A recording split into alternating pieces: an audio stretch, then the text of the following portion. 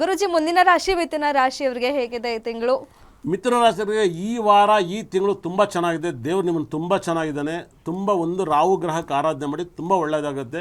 ವೃಷಭ ರಾಶಿನೇ ಈ ವಾರ ಈ ವರ್ಷದಲ್ಲಿ ಈ ತಿಂಗಳು ಫುಲ್ ಮುಳುಗಡೆ ಆಗೈತೆ. ಬಡ್ಡಿ ಕಟ್ತೀರ ಅಂತ ಹೇಳಿದೆ. ಮಿಥುನ ರಾಶಿ ತುಂಬ ಚೆನ್ನಾಗಿದೆ ಮೇಡಮ್ ಅವರೇ. ಹೌದಾ? ಓಕೆ. ಹಾಗಿದ್ರೆ ಮುಂದಿನ ರಾಶಿ ಕಟಕ ರಾಶಿಯವರಿಗೆ ಹೇಗಿದೆ? ಕಟಕ ರಾಶಿಗೆ ಏನಾಗಿದೆ ಅಂದರೆ ಒಂದು ವೈಬ್ರೇಷನ್. ಕಟಕ ರಾಶಿಗೆ ಗುರು 12ನೇ ಮನೆಯಲ್ಲಿದ್ದಾನೆ, ಮತ್ತು ಶನಿ 11ನೇ ಮನೆ ನೋಡ್ತಾ ಇದ್ದಾನೆ, ಕುಜನು ಕೂಡ 11ನೇ ಮನೆ ನೋಡ್ತಾ ಇದ್ದಾನೆ. ಇಲ್ಲೇನಾಗುತ್ತೆ, ಕುಜಗ್ರಹ ಭಾಳ ಪವರ್ಫುಲ್ ಆಗಿದ್ದಾನೆ. ಕಟಕ ರಾಶಿ ತುಂಬ ಚೆನ್ನಾಗಿದೆ, ತುಂಬ ಬ್ಯೂಟಿಫುಲ್ ಆಗಿದೆ.